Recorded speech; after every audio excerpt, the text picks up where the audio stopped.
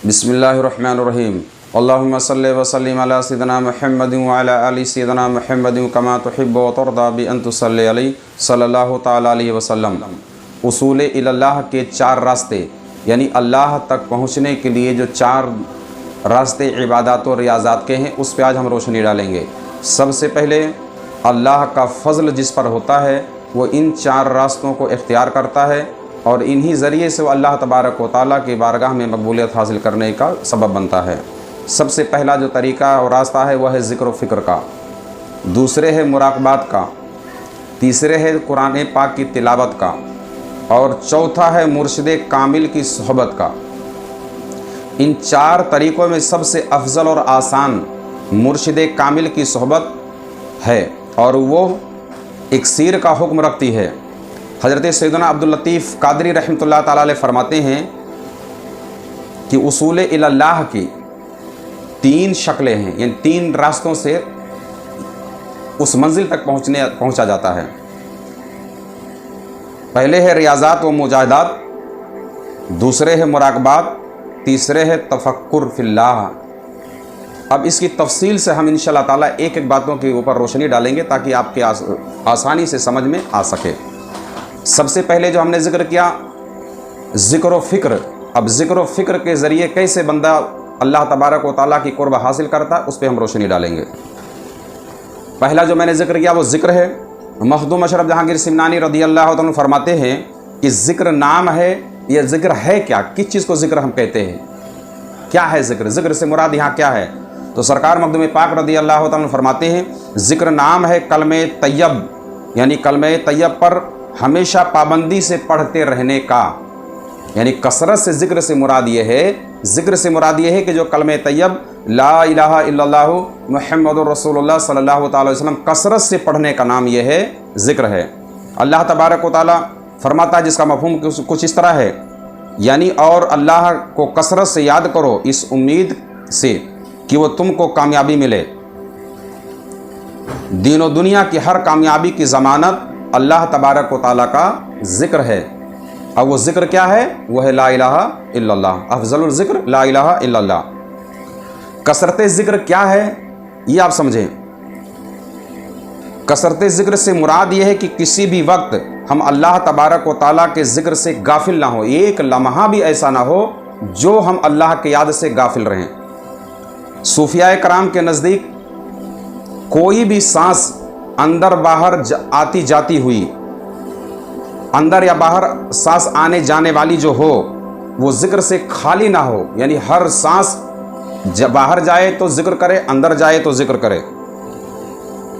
सूफिया के नज़दीक एक सांस की गफलत भी ये मौत के बराबर है, यानी एक सांस भी अगर गफलत से हमने ले लिया तो वो हमारे लिए मौत के बराबर है। इसीलिए सूफिया नक्शबंद, जो नक्शबंद सिलसिले के सूफिया हैं, वो मुरीदों को जब ज़िक्र की तलकीन फरमाते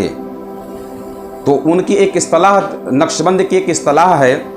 जो तकरीबन 11 या 13 अल्फाजों पर है। उसमें से एक ये है होश दरदम, यानी कोई भी सांस अल्लाह के ज़िक्र से खाली ना हो, कोई भी सांस गफलत से ना निकले, यानी कोई भी हर सांस की आपको निगरानी करनी है, यानी एक सांस भी आपकी अल्लाह तबारक व तआला के ज़िक्र से गाफिल ना हो। अब ये कसरत से ज़िक्र क्या है, अब आप उसको यूँ समझे कि ला इलाहा इल्लल्लाह का ज़िक्र हर सांस में हमको करना है। अब ये सूफिया कराम औलिया कामिलीन ने उसकी तरतीब यूँ निकाली कि हमारी सांस जब हमारी ये सांस हम अंदर लेते हैं तो ये नाक से चढ़ती हुई एहसास करें और दिमाग तक पहुँचाएँ ला इलाहा,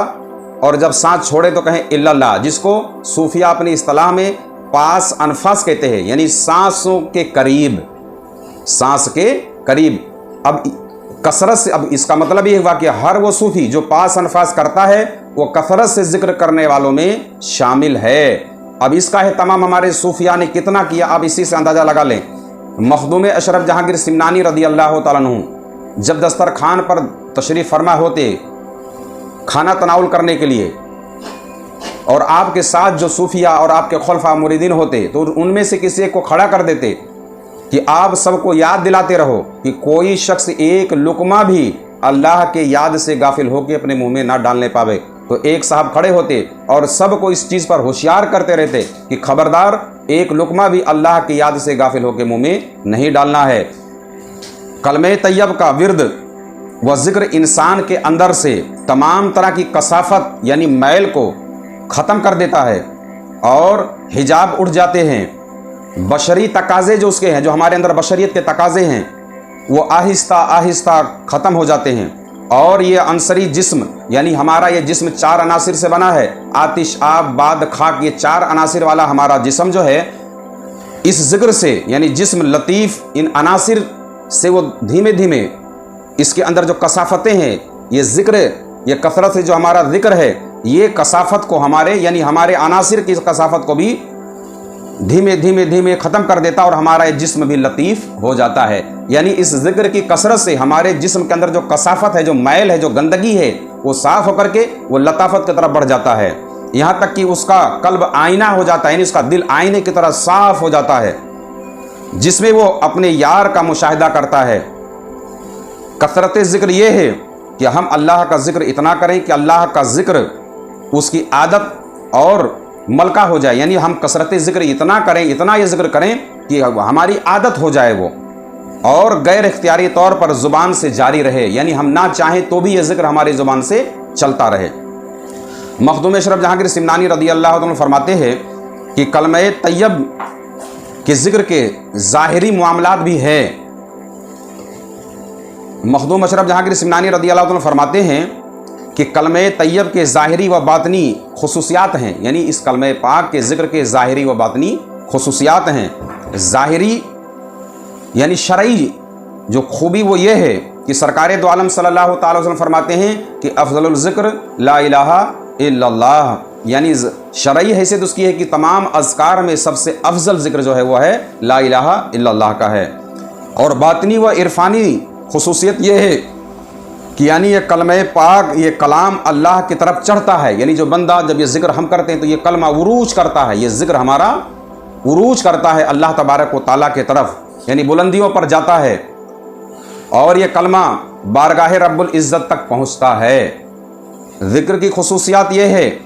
اس ذکر کی خاص بات یہ ہے کہ اس میں کسی وقت کی پابندی نہیں،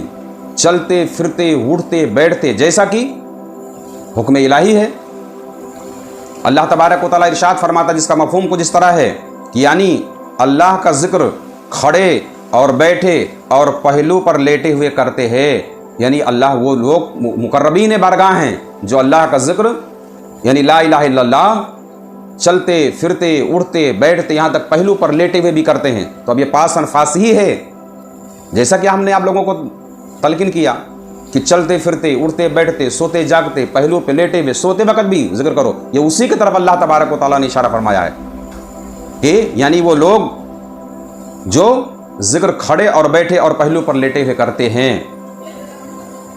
دوسری خوبی یہ ہے کہ اللہ تبارک و تعالیٰ نے بندے کے ذکر کے مقابلے میں اپنے ذکر کا وعدہ فرمایا ہے، یعنی فاذکرونی اذکرکم، تم ہمیں یاد کرو میں تمہیں یاد کروں گا۔ اس سے بڑھ کر انسان کے لیے اور کیا خوبی اور کیا ترقی ہو سکتی ہے کہ ہم خاکی، ہم کمزور، ہم کم تر اس کو یاد کریں اپنے طریقے سے، اور وہ اللہ تبارک و تعالیٰ عظیم الشان جو ہے وہ اپنے طریقے سے یاد کرے۔ یعنی ہم یہ ذکر کرنے والے کی اہمیت کا اندازہ اس سے آپ لگا لو کہ جب تک ہم اللہ کو یاد کر رہے ہوتے ہیں، اس کا ذکر کر رہے ہوتے ہیں، اللہ تبارک و تعالیٰ بھی ہمارا ذکر کر رہا ہوتا ہے، یعنی ہمیں یاد کر رہا ہوتا ہے۔ حضرت مخدوم شرف الدین یحییٰ منیری مخدوم بہار فرماتے ہیں کہ یہ کلمہ لازم کر لو، اپنے پر ضروری کر لو، ہر وقت اس کو پڑھتے رہو، اور یعنی اس کو اپنے اوپر کمپلسری کر لیں کہ ہر وقت کلمہ طیب لا الہ الا اللہ پڑھتے رہیں، اور لا الہ الا اللہ کی حمایت میں اپنی پناہ کی جگہ بنا لو۔ پیارے آقا فرماتے ہیں صلی اللہ تعالی علیہ وسلم، جس کا مفہوم کچھ اس طرح ہے کہ اللہ تبارک و تعالیٰ نے فرمایا لا الہ الا اللہ میرا حصار ہے، جو شخص میرے حصار میں آ گیا میرے عتاب و عذاب سے محفوظ ہو گیا۔ یعنی جس نے کلمہ طیب کثرت سے پڑھا، کلمہ طیب کا ذکر کثرت سے کیا، وہ شخص میرے عتاب یعنی میری سختی اور میرے عذاب سے وہ نجات پا گیا. یعنی کل جو 5 انفاظ کرتا ہے اس سے کوئی ایسا کام ہی نہیں ہوگا, اللہ تبارک و تعالیٰ تمام طرح کی برائیوں سے اس کو بچا لے گا. تبھی تو بندہ کیا نام ہے اللہ کی سختی سے محفوظ رہے گا, تبھی تو اس کے عذاب سے بچا رہے گا. اس کا مطلب یہ ہے کہ کلمہ پاک آپ کے وجود کو پاک کر دے گا, آپ کے خیال کو پاک کر دے گا, آپ کے ادراک کو پاک کر دے گا, آپ کے قلب و روح, نفس و سر, خفی اخفا تمام لطائف کو پاک کر دے گا. یعنی یہ کلمہ طیب ایک طریقے سے آپ کے وجود خاکی کو ہر طریقے سے احاطے میں لے لے گا, اور اس کی لطافت, اس کی پاکیزگی سے آپ کا پورا وجود جو ہے وہ نور میں تبدیل ہو جائے گا. یہ بات آپ خوب سمجھتے ہیں. یعنی اس راہ سلوک کے اندر جب تک مرید منزل مقصود تک نہ پہنچ جائے, یعنی طریقت کی راہ میں جب تک کہ مرید منزل مقصود یعنی اللہ تبارک و تعالیٰ تک نہ پہنچ جائے, تب تک کہ ہر قسم کا خوف, ہر قسم کا ڈر, رہزنوں کا خوف, جو رہبری کے بہانے رہزنی کرتے ہیں یعنی ہدایت کے بہانے گمراہی بانٹتے ہیں, جو آپ کے عقائد سے کھیلتے ہیں, یہ خطرہ ہر وقت لگا رہتا ہے. ایسے میں ایک محفوظ اور مضبوط حصار کی ضرورت ہے, جو اللہ تبارک و تعالیٰ خود فرماتا ہے کہ جو کلمہ طیب کا کثرت سے ذکر کرے گا وہ میرے حصار میں آ گیا. تو اب جو اللہ کے حصار میں ہے اس کو کون گمراہ کر سکتا ہے؟ جو بعض لوگ اعتراض کرتے ہیں کہ صوفیہ اس طرح کی بہکی باتیں کرتے ہیں, ان کو یہ سمجھنا چاہیے کہ یہ اتنا کثرت سے ذکر کرتے ہیں لا الہ الا اللہ کا کہ وہ اللہ کے حصار میں ہیں, اللہ نے ان کو اپنی پناہ میں لے لیا ہوا ہے.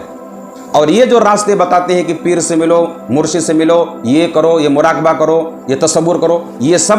اصل یہ راستے ہیں. پہنچانا مقصود ہے اللہ تبارک و تعالیٰ کے در تک, اللہ کی بارگاہ میں پہنچانا مقصد ہے, اس کے سوا کوئی مقصد نہیں. اللہ تبارک و تعالیٰ کی بارگاہ میں دعا ہے مولا کریم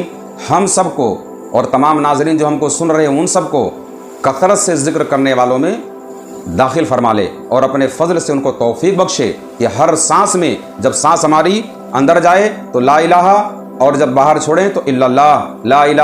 الا اللہ, لا الہ الا اللہ. اب جو شخص کثرت سے ذکر کرتا ہے یعنی لا الہ الا اللہ ہر سانس میں پڑھتا ہے, وہ کثرت سے ذکر کرنے والوں میں شامل ہے. اللہ تبارک و تعالیٰ آخری سانس تک کے, یہاں تک کہ جو آخری سانس ہو جب وہ اندر جائے تو لا الہ الا اللہ, اور جب باہر چھوڑے تو الا اللہ کہتے ہوئے نکلے. آمین ثم آمین برحمتک یا ارحم الراحمین. انشاءاللہ تبارک و تعالیٰ باقی جو 3 راستے ہیں اس پہ ایک الگ الگ ویڈیو الگ الگ عنوان پر ہم بنائیں گے. اللہ تبارک و تعالیٰ قبول فرمائے.